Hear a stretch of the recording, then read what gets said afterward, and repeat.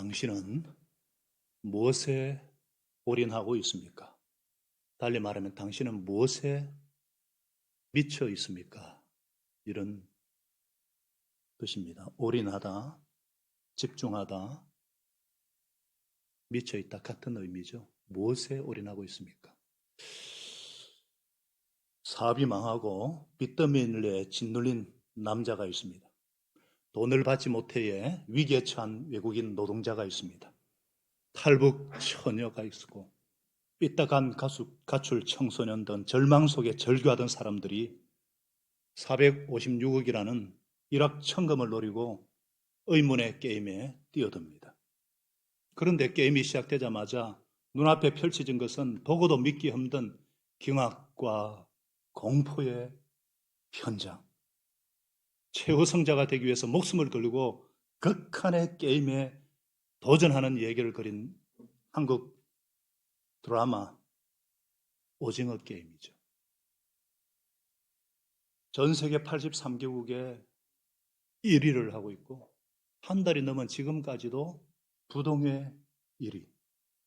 그 인기와 파급력은 어마무시합니다. 왜 그런가? 왜 지금도 전 세계 사람들이 지금 무궁화꽃이 피었습니다. 달고나, 구슬치기, 온갖 게임과 온갖 지금 만들고 오고 있죠. 왜 그런가?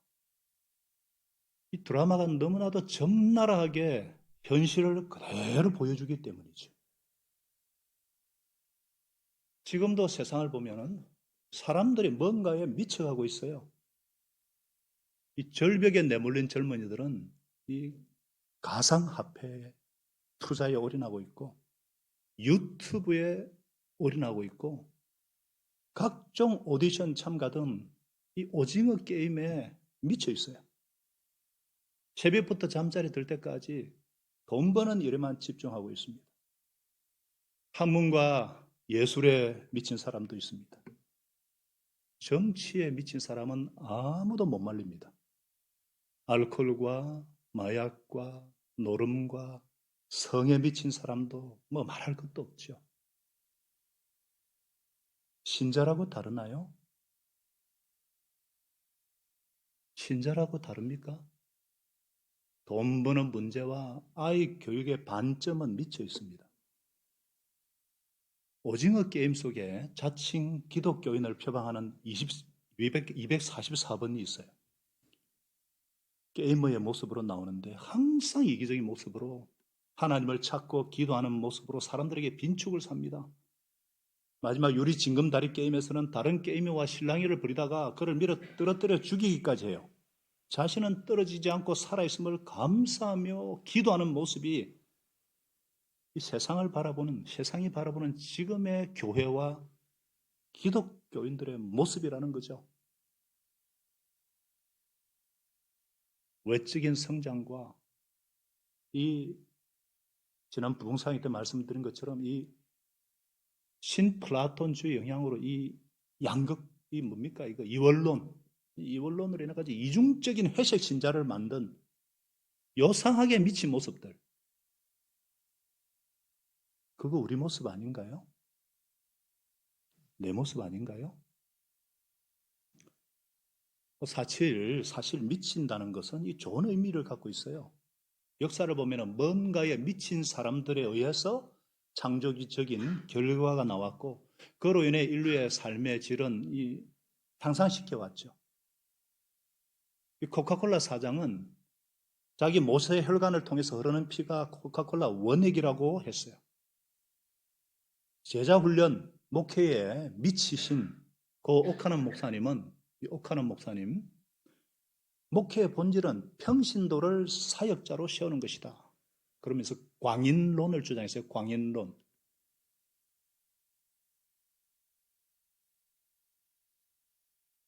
미쳤다는 말보다 좀 더 좋은 표현은 올인이죠. 올인. 원래는 도박판에 쓰는 용어였지만은 어떤 일에 전심전력해서 매진하는 삶의 태도를 가리키는 말이죠. 올인하다. 중요한 것은 무엇에 올인하는가? 그렇죠? 사람은 무엇에 미쳐 있는가? 그것이 그 사람을 말해줍니다. 저와 여러분은 어디에 올인하고 있습니까? 어디에 미쳐 있습니까? 내 장래? 먹고 사는 문제? 취직? 결혼 문제? 자식 문제? 이런 것들로 꽉 들어차 있는 것은 아닙니까? 아니면 진리요 생명이신 예수님께 올인하고 있습니까? 그리스도인은 어떤 자예요? 그리스도와 사랑에 빠진 사람이 그리스도인입니다. 이 사랑에 빠진 사람은 참 예쁘게 보여요. 본문의 요한이 그랬거든요. 예수님께 올인한 요한을 향해서 예수님은 여자가 낳은 사람 중에 세례자 요한보다 더 큰 인물은 없었다. 이렇게 평가하고 있어요. 예수님의 평가예요. 어떻게 하면 이런 평가를 받을 수 있을까? 오늘 본문이 여기에 대한 비결을 가르쳐 주고 있어요. 오늘 성령님께서 우리에게 도전하시는 말씀이 그거예요. 나는 무엇에 올인하고 있는가? 나는 영원한 생명을 얻기 위해서 어디에 집중해야 하는가? 무엇에 올인해야 되는가? 진지하게 자신을 돌아보는 그런 시간이 되면 좋겠습니다. 만일 우리가 잘못 올인하면, 잘못 미치면 어떻게 될까요? 망합니다. 잘못 미치면 죽습니다. 멸망합니다. 오징어 게임에 나오는 사람들 다 죽었어요. 혼자 주인공 기훈이 남았는데 어떻게 될지 모르겠어요. 물론 그것도 죽을 거죠. 여러분, 성경에는 이 땅의 것에 올인하다가 비참하게 멸망한 사람들의 얘기가 많이 나와요. 이 부자 청년은요, 영생을 얻기를 바랬는데 재물이 많으므로 주님의 말씀을 듣고 근심하여 돌아가니라 그랬어요. 한 농부가 열심히 일합니다. 재물과 곡식을 쌓아둘 창고를 하나 짓고 둘 짓고 셋을 짓습니다.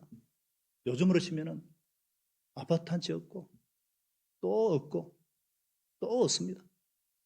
그는 이제 평생 먹고 마시고 놀아도 되겠다 만족감을 느낍니다. 그때 갑자기 하늘부터 음성이 들려요.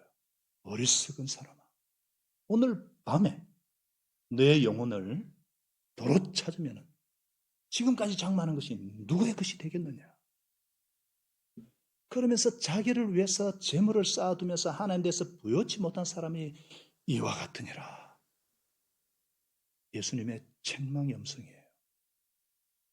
디모데전서 6장 10절은 이렇게 말씀하고 있죠. 돈을 사랑하는 것이 일만 악의 모든 악의 뿌리입니다.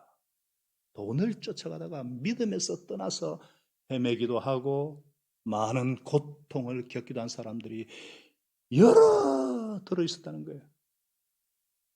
신자들 중에 말입니다. 신자도 얼마나 돈을 사랑하고 경건과 동떨어진 삶을 살고 있으면 주님께서 이렇게 말씀하시겠어요. 돈의 청지기가 되어야 될 크리스찬조차도, 돈은 수단인데 그조차도 크리스찬조차도 청지기가 되어야 되는데 돈 때문에 아무 거리낌 없이 부정을 저지릅니다. 돈에 대한 자신의 욕망이 곧 하나님이기 때문에. 그래서 예수님이 분명히 말씀하시죠. 아무도 두 주인을 섬기지 못한다. 한쪽을 미워하고 다른 쪽을 사랑하거나 한쪽을 중히 여기고 다른 쪽을 업신여길 것이다. 너희는 하나님과 재물을 아울러 섬길 수 없다. 여러분이 일터에서 모든 일을 하나님의 말씀대로 신앙 양심을 쫓아 행하고 있습니까? 만일 아니라면 그 이유가 무엇일까요? 여러분 자신이 하나님이기 때문입니다. 하나님의 뜻대로 가정을 꾸려가고 있지 않다. 그 역시 가정의 주인이 내가 하나님처럼 군림하고 있기 때문이 아닌지.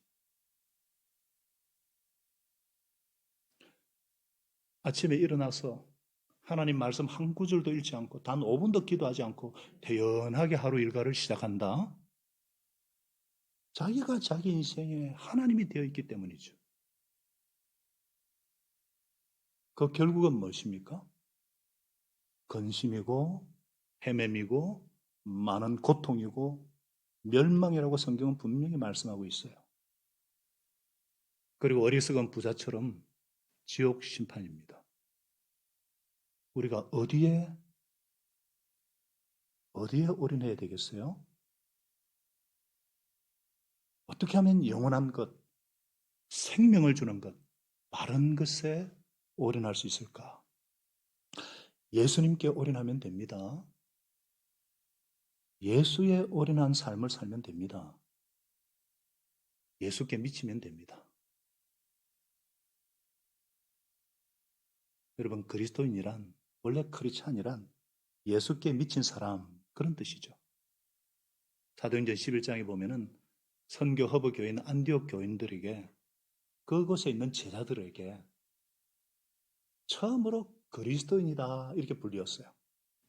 예수께 속한 자, 예수께 미친 자, 예수쟁이, 그런 뜻이에요. 바울이 아그리파 왕 앞에서 사설의 메인체로 십자가 부활의 복음을 전하니까 바울아, 네가 미쳤구나. 네가 짧은 말로 나를 설복해서 그리스도인이 되게 하는구나. 너 미쳤구나. 그러니까 바울이 제가 미쳤거나 정신이 온전하거나 짧게나 길거나 간에 나는 임금뿐 아니라 오늘 내 말을 듣고 있는 모든 사람이 결박당하는 이런 불편한 것 외에는 나처럼 되기를 바라노니이다.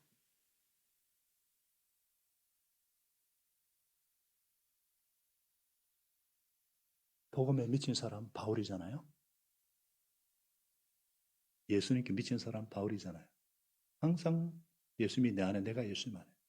예수님과 나는 하나다. 요한복음의 주제하고 똑같죠. 성경은 특별한 거 없어요. 다 똑같아요. 이 의미를 예수께 속한, 예수께 올인한 이 의미를 가장 잘 어울리는 분이 누구냐? 오늘 본문의 세례 요한이에요. 여러분, 세례 요한은 제가 성경을 모르고 전혀 영적으로 무지할 때는 성경에 나오는 이름들이 비슷해가지고 너무 헷갈렸어요. 요한복음의 요한은 뭐고 이 세례 요한은 또 뭐냐? 요한복음을 기록한 요한은 예수님의 제자 요한이고요, 사도 요한이고, 세례 요한은 다른 요한이에요. 헷갈릴 분은 없으시죠? 제가 헷갈리기 때문에. 세례 요한은 주민등록상 예수님보다 6개월 앞에 태어난 이종 사촌 형이에요. 그는 예수님의 공적인 사역을 시작을 알리는 신호탄 역할을 한 사람이었죠. 예수님은 태초에 계셨던 하나님이시다. 약속된 인류의 구원자시다. 세상 죄를 지고 하는 하나님의 어린 양이시다. 이것을 자기의 전 삶을 통해서 선포하고 증언했습니다. 태어나서 죽을 때까지 이 세례 요한을 사로잡은 것은 사람의 인정도 아니고 사람의 관심도 아니고 사람의 평가도 아니고 어떤 사역도 아니에요. 오직 예수 그리스도, 예수님. 그는 한마디로 예수님께 미친 사람입니다. 예수님께 올인한 그의 삶은 어땠는가? 자기를 부정했어요. 사람들이 그에게 와서 물을 때에 그의 대답은요, 이런 자에 나는 그리스도가 아니요. 그의 설교의 능력에 그의 어떤 삶에 감화받은 숱한 사람들이 그가 메시아가 아닌가? 맞아, 그리스도가 맞을 거야. 그리스도라 여기겠어요. 그런데 그의 대답은 사람들의 기대를 전면 부정한 거예요. 그는 분명히 아닌 것은 아니다. No! 이렇게. 우리의 위기는 뭐예요? 우리의 위기가 무엇입니까? 사람들이 야, 너 정말 대단해. 훌륭해. 너 정말 멋져. 인정하고 이렇게 불러줄 때에 거절하지 못하고 받아들이는 거잖아요. 노라고 말할 때 노라고 말하지 않는 거죠. 그 이유가 뭐예요? 사람들의 기도와 그 사람들의 생각에 적당히 타협하고 그들의 의견을 받아들이고 즐기려는 이 자기애, 자기 사랑이라는 뿌리 깊은 죄. 그래서 노라고 말하지 않기 때문에 혼돈하고 갈등하고 섭섭해하고 괴로워하고 고통이 오는 거죠. 우리는 아닌 것은 아니라고 분명히 말할 수 있어야 합니다. 또 예수님께 올인한 그의 삶은 어땠어요? 바른 자기 정체성이 있었어요. 그는 자기 정체성에 대해서 일말의 흔들림이 없었습니다. 자기가 누군지, 자기 위치가 어딘지 정확하게 파악을 했어요. 그는 사람들이 와서 정체를 묻자, 내 생각에는 사람들이 말하기를 이런 식으로 대답하지 않았어요. 그는 이사야 말씀을 인용하여 아주 분명하게 나는 광야에서 외치는 이의 소리요. 주님의 길을 곱게 하는 역할, 그것입니다. 하고 자신의 정체를 분명히 밝힙니다. 무슨 말씀이에요? 소리가 있기 전에 말씀이 있었다는 거예요. 그 말씀이 계셨어요. 나는 다만 그 말씀을 전가하는 소리에 불과하다. 도구에 불과하다. 그의 사명은 주님의 길을 걷게 하는 소리, 스피커, 소리로서 소리의 역할. 소리가 하는 일이 뭐예요? 말씀만 전달하고 사라지면 돼요. 그는 소리로서 사람들이 자기 죄를 깨닫고 회개하도록 돕는 역할이었어요. 내가 죄인임을 깨달아야 회개할 수 있고 내가 회개해야 그리스도를 영접할 수 있기 때문에 그의 역할은 예수님을 소개하는, 예수님을 증거하는 것이었어요. 그는 이 삶을 위해서 소리로서 역할을 하기 위해서 굉장히 심플한 단순한 삶을 살았습니다.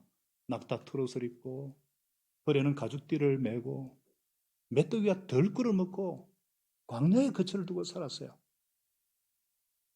소리 역할을 하기 위해서. 그래서 자신에게 세례받으러 오는 사람들에게 단호하게 죄를 책망하고 회개하라. 독사의 자식들아. 회개의 열매를 맺어라. 속으로 아브라함의 자손을 하지 말아라. 듣기 싫은 소리조차도 담대하게 외쳤습니다. 그는 사람들의 평가에 연연하지 않았습니다. 이렇게 할 수 있던 이유가 뭐예요? 그에게는 예수님을 전한 것 외에는 그 어떤 것도 눈에 들어오지 않았습니다.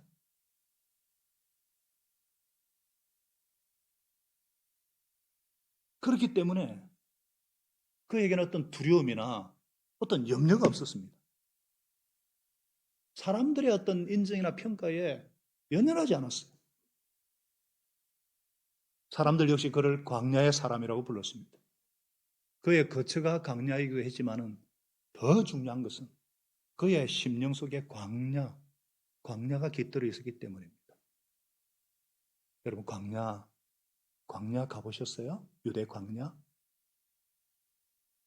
저는 2003년도에 가봤어요. 광야는 글자 그대로 빈들이에요. 아무것도 없는 곳이에요. 인간의 능력으로는 물 한 모금, 쌀 한 톨 만들 수 없는 곳이에요. 그것을 철저하게 통감하는 자리예요. 그러니까 하나님만 바라볼 수밖에 없는 자리예요. 달리 말하면 광야란 하나님의 음성을 듣는 자리요. 성령님을 뵙는 자리요. 그리스도를 확인하는 자리예요. 그렇기 때문에 그의 눈은 정확하게 예수님만 바라보았고 그에게는 성령님의 음성을 정확하게 들을 수가 있었어요. 참으로 복된 눈이고 참으로 복된 귀죠. 봐야 될 것을 보고 들어야 될 것을 들을 수 있는. 그래서 그는 누구보다도 예수님을 정확하게 알았습니다. 그러면서 그분 앞에 이렇게 고백했어요. 나는 그분의 신발끈을 풀고 메고 할 자격조차 없어. 신발끈을 매주기 위해서는 몸을 굽혀야죠. 그죠? 그런데 예수님 앞에서는 그런 자세조차 취할 수 없다는 거예요. 아예 바싹 엎드렸다는 것이죠. 그는 주님 앞에 온전히 엎드려 있기 때문에 주님께서 그를 통해서 온전히 일하실 수가 있었습니다. 세례 요한의 매일의 기도는 어떤 기도였겠어요? 오늘도 주님 앞에 엎드리오니 주님 말씀하여 주옵소서. 오늘도 주님 앞에 엎드리오니 주님 말씀하여 주옵소서.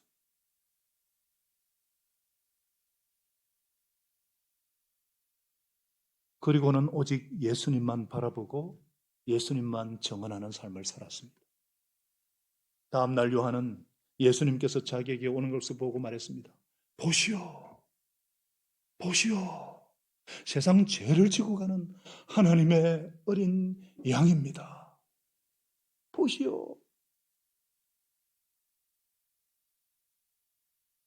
또 31절에 이렇게 말했어요. 나는 성령의 비둘기같이 하늘에서 내려와서 이분 위에 머무는 것을 보았습니다.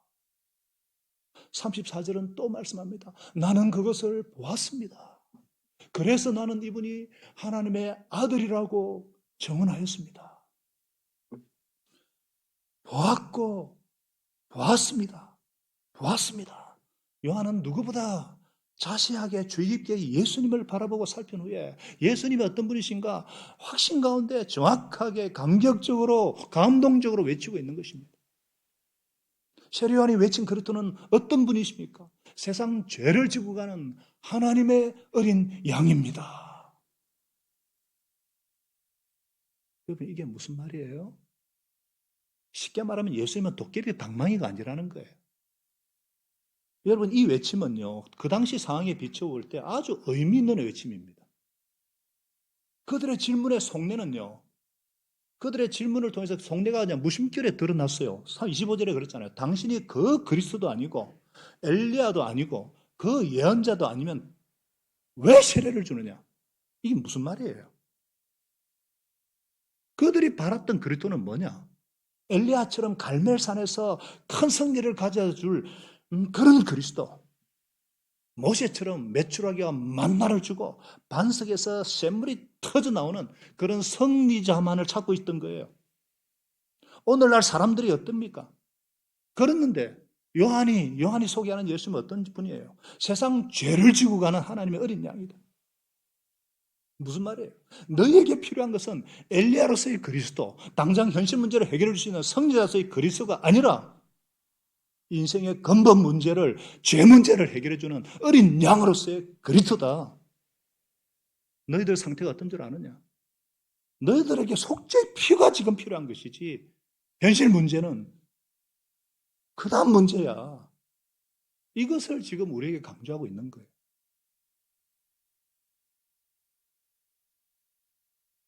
요즘은 어때요? 그 당시와 다르지 않습니다.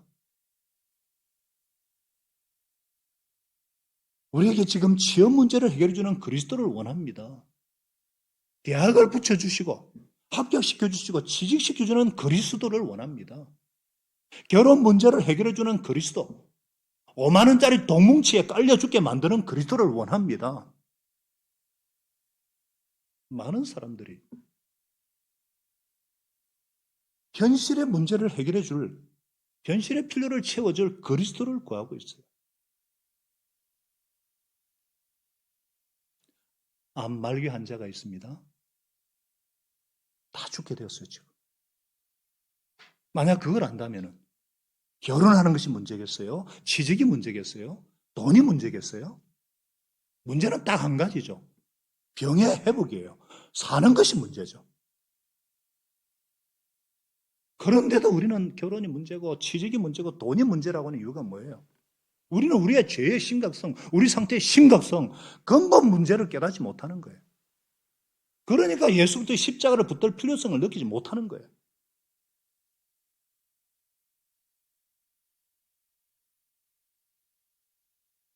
오늘 세례자 요한이 강조하는 것이 뭐예요? 아니, 요한복음에서 사도 요한이 강조하는 것이 뭐예요? 너희에게 그리스도가 오셨는데 그분이 오신 제일 첫째 목적이 무엇인 줄 아느냐? 세상 죄를 지고 가는 하나님의 어린 양으로 왔다. 세상 죄를 지고 가는 하나님의 어린 양으로서의 메시아 그리스도를 보아라.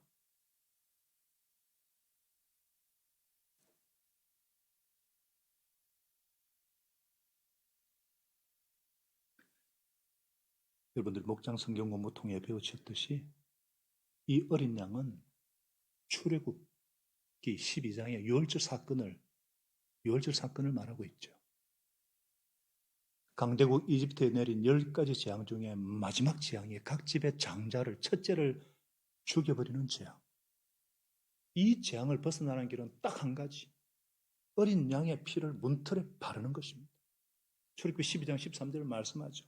문틀에 피를 발랐으면 그 피를 그 피가 너희 살고 있는 집의 표적이니 내가 이집트 땅을 칠 때에 문설주의 피를 바른 집은 그 피를 보고 내가 너희를 치지 않고 죽이지 않고 넘어갈 터이니 패스 오버, 유월 넘어갈 터이니 넘을 월자입니다.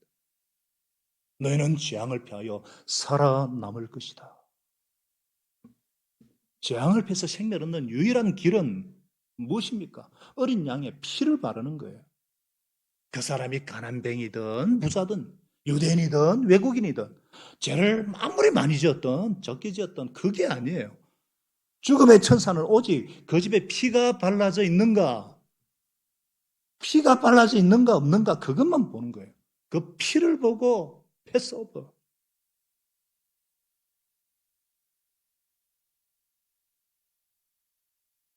유월절은 양은 장차 십자가에 죽임 당하신 그리스도 예수님을 나타내죠.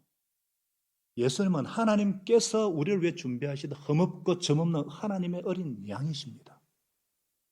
예수님은 1년 된 수양과 같이 가장 꽃다운 청년 33살에 십자가의 죽임을 당하셨어요.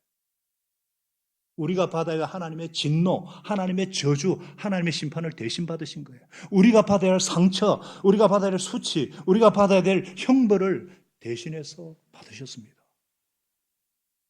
그래서 누구든지 예수의 살을 먹고 피를 마시는 자는 구원받고 심판받지 않습니다. 하나님께서 이스라엘을 구원하신 것처럼 우리를 구원하실 때도 어떤 행위나 어떤 자격을 보지 않으세요. 우리 속에 어린 양의 피, 하나님의 어린 양 예수님의 피가 있느냐, 피가 없느냐 그것만 보시는 겁니다. 이게 웬 은혜입니까? 이게 웬 축복입니까? 그 피만 보고. 게다가 2월절 어린 양의 피는 일시적이에요. 일시적으로 재앙을 면해줬지만 근본적으로 죄를 없애지 못했어요. 해마다 2월절 양을 잡아서 희생 제물을 드리라 했어요. 그런데 영원하신 성령으로 말미암아 흠없는 자기를 하나님께 드린 그리스도의 피는 단번에 영원한 속죄. 그래서 그 피를 믿는 자들의 죄를 단번에 영원히 용서하십니다. 이 예수의 피는 우리의 죽은 양심을 깨끗하게 하셔서 죽은 행실에서 떠나서 살아계신 하나님을 능히 섬기게 하십니다. 그러므로 나의 더러워진 몸과 마음과 영혼을 이 영혼의 십자가에 피를 발라야 되는 거예요. 온몸을 예수님 피에 담궈야 되는 거예요. 이 예수님의 거룩한 피가 죄와 싸워 이길 힘을 주시고 제 욕망을 이기게 하고 능히 거룩한 삶을 살게 하는 능력인 것입니다. 예수님의 피가 내 심장에서 힘차게 용서성을 칠 때 감사하게 되고 기뻐하게 되고 사랑하게 하고 하나님을 경외하게 하고 꿈을 꾸게 하고 믿음을 갖게 하는 것입니다. 은혜를 누리게 하는 것입니다.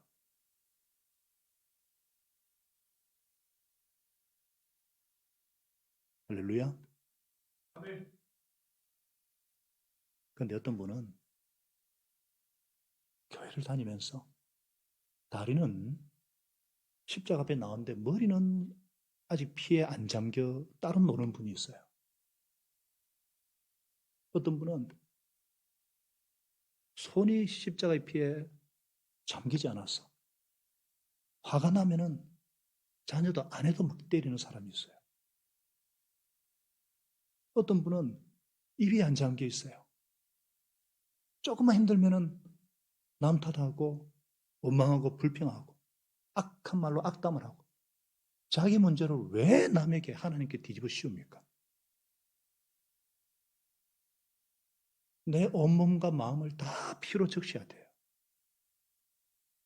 어떤 직장에 다니고 누구 집 자녀고 어떤 대학을 나왔고 어떤 재능이 있고 어떻게 생겼는지 하나님 그거 안 보세요. 내게 뿌려진 그 피를 보시고 넘어가는 거예요. 저주가 넘어가는 거예요. 심판이 넘어가는 거예요. 그렇기 때문에 너의 가정이 구원받으려면 피 안으로 들어가라. 피 안에서 생활하라. 우리가 사업을 해도 피 안에서, 공부를 해도 피 안에서, 결혼을 해도 피 안에서, 학교를 가도 피 안에서, 시험이 있어도 피 안에서, 친구를 사귀어도 피 안에서, 항상 예수의 안에서, 피 안에서 살아가는 거예요. 그게 그리스도인이고, 그게 성도의 삶이고, 그게 슬기로운 신앙생활이라는 거예요. 그리스도인들은 교회 공동체, 교회를 떠나면 안 돼요. 교회는 예수님의 피가 있는 곳이에요. 예수님이 자기 피로 사신 것이 교회라고 말씀하셨잖아요. 이스라엘의 양을 잡아 그 집에 피를 뿌리신 그 집에 들어가기만 살았듯이 오늘날은 교회 와서 그 피의 보호를 받는 거예요. 우리가 예배드리면서 예수님의 보혈의 은혜를 찬양하고 어린 양의 피로 우리를 덮여달라고 기도하는 것이 그겁니다. 그래서 오늘 세례요한의 핵심이 뭐야? 핵심. 그거 외치는 핵심이 뭐예요? 세상 죄를 지고 가는 현재 완료행이에요. 계속 지고 가는. 그러니까 계속 하나님의 어린 양을 보아라는 거예요. 그분을 바라보라는 거예요. 그분에게만 주목하라는 거예요. 요한은 나에게 주목하지 말고 그분께 주목하라는 거예요. 그분께 주목하라는 거예요. 이것은 사도들의 외침하고 똑같아요. 사도행전 3장에 베드로가 성전 미문에 앉아있는 안전뱅이를 고치니까 많은 사람들이 베드로를 주목했어요. 야, 대단한 사람이야. 능력 있는 사람이야. 막 베드로를 칭송하니까 베드로가 뭐라 그랬어요? 이스라엘 동포 여러분, 어찌하여 이 일을 이상하게 여깁니까? 어찌하여 우리를 바라봅니까? 그리고는 예수님께 다 이목을 집중시켜요. 이 예수의 이름이 예수를 믿는 믿음을 힘입어서 이 사람이 나은 거예요. 예수로 말미암은 그 믿음이 이 사람을 여러분 안에서 이렇게 완전히 성하게 한 것입니다. 예수님이 고치셨어요. 내가 한 것이 아니라 예수의 이름이 나타나서 고치셨다. 예수의 이름을 부를 때에 예수님의 능력이 나타납니다. 우리가 우리 자신을 부인해야 될 이유가 바로 여기에 있어요. 우리 이름을 나타내면 능력이 사라져 버립니다. 우리는 뒤로 감추고 예수 그리스도의 이름만 내쉬우면 그 이름의 능력이 사람을 성하게 합니다. 사람을 살립니다. 마귀를 멸합니다. 최후 승리에 이를 수가 있는 거예요. 그러므로 어떤 교회가 강한 교회인가? 예수 이름을 높이는 교회. 교회의 권세의 비밀은 예수 이름에 있습니다. 교회 사역에 항상 예수님의 이름만을 나타내시기를 바랍니다. 우리는 도구에 불과해요. 우리는 소리에 불과합니다. 항상 예수님께 주목하고 예수의 이름으로 나아가서 예수 이름으로 승리하는 저와 여러분 되시기 바랍니다. 이렇게 예수님께 올인할 때에 예수님께 집중할 때 비로소 복된 귀와 복된 눈을 가지게 되는 거예요. 여러분 지금이야말로 이 시대 말로 세례요한이 필요한 때예요. 복된 귀와 복된 눈을 가지고 바른 것을 보고 바른 것을 말하고 바른 말로 주님을 전하는 사람이 필요한 시대예요. 이 시대를 위한 주님의 통로가 되는 세례요한이 필요한 시대입니다.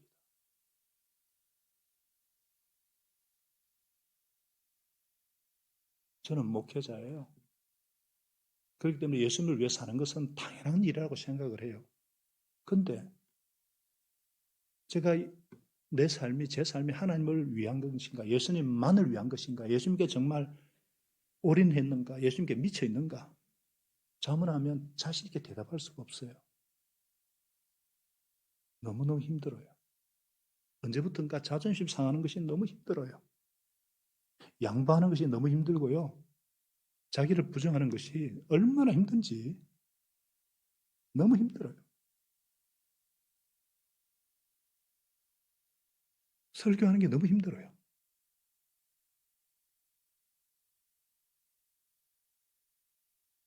나는 과연 예수님에게 미쳐 있는가? 나는 인생의 희로약을 예수님과 함께 하는가?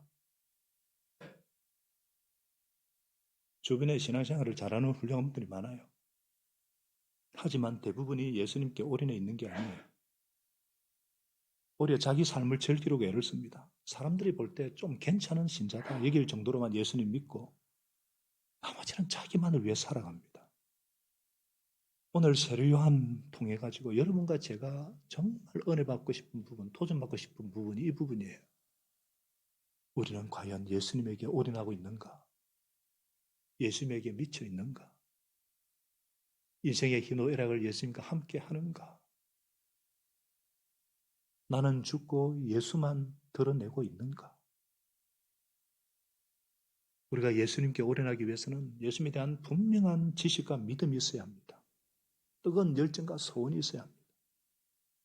우리는 어떻게 보면은 구약의 그 어떤 선지자들보다 사도들이 기록한 성경을 통해서 예수 그리스도에 대해서 더 자세하고 분명하게 알게 되었어요. 그리스도에 대한 지식은요, 세례요한이 가진 것보다 훨씬 더 넓고 깊어요.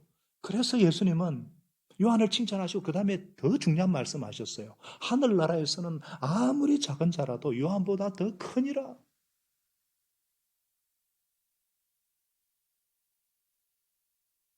우리는 얼마든지 예수님을 볼 수 있고 예수님의 음성을 들을 수가 있어요.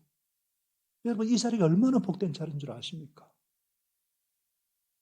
그러면 우리가 예수님에 대해 어떤 자세를 가져야 되겠어요? 어떤 열정과 소망을 품고 살아야 하겠습니까? 지금 저와 여러분은 누구를 바라보고 있습니까? 예수님에 대한 당신의 정언은 어떻습니까?